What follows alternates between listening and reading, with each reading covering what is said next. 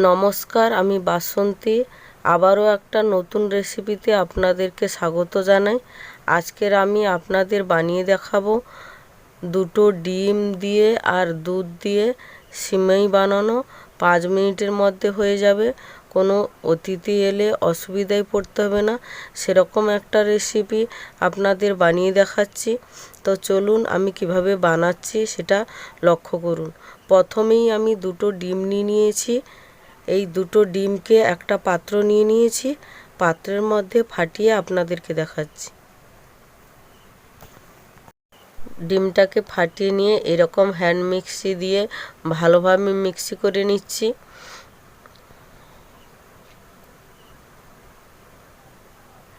দেখুন ভালোভাবে মেশানো হয়ে গেছে। এরপর আমি এই ডিমটাকে সাইডে রেখে দেবো। রেখে দিয়ে গ্যাসে কড়া বসিয়ে দেব। কড়াটা গরম হয়ে যেতে এখানে দিয়ে দিচ্ছি 1 লিটারের মতো লিকুইড দুধ।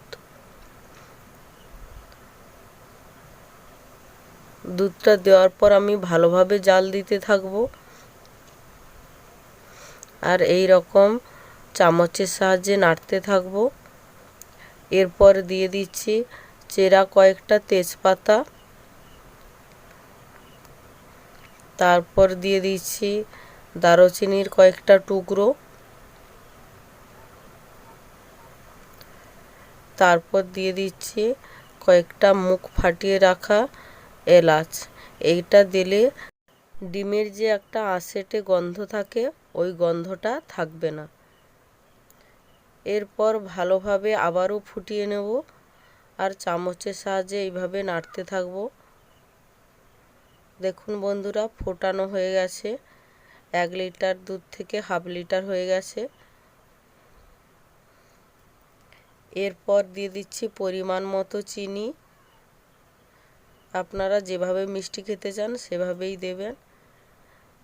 আবারও ফোটানো হয়ে গেছে। এরপর দিয়ে দিচ্ছি লবণ, স্বাদ মতো লবণ দিয়ে দিলাম। আবারও ভালোভাবে নাড়তে থাকব।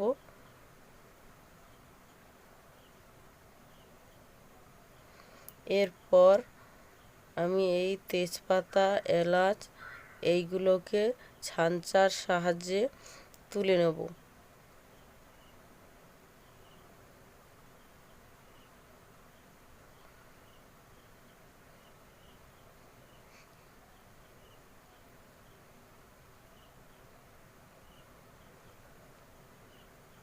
এই রকমভাবে সবগুলোকে তুলে নিচ্ছি।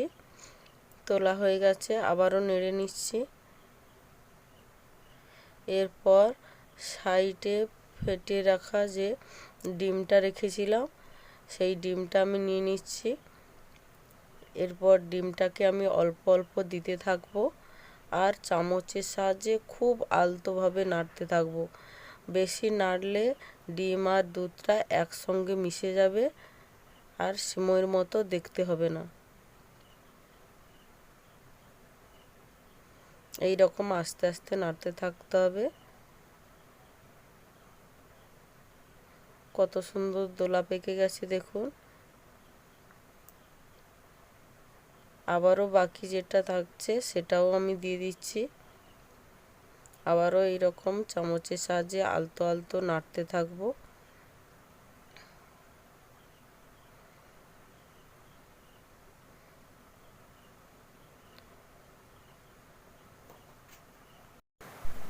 দেখুন বন্ধুরা, পুরোটাই জমে গেছে। আর কিছু সময় জাল দেওয়ার পরেই আমি নামিয়ে নেব। দেখুন কতটা রেডি হয়ে গেছে। এরপর গ্যাসটাকে আমি অফ করে দেব, দিয়ে একটা পাত্রের মধ্যে পরিবেশন করে আপনাদেরকে দেখাচ্ছি। কতটা পারফেক্ট দেখতে লাগছে দেখুন। এরপর একটা পাত্রের মধ্যে পরিবেশন করে নিলাম। এই রকমভাবে বাড়িতে কোনো অতিথি এলে মুহূর্তের মধ্যেই বানিয়ে নিতে পারবেন।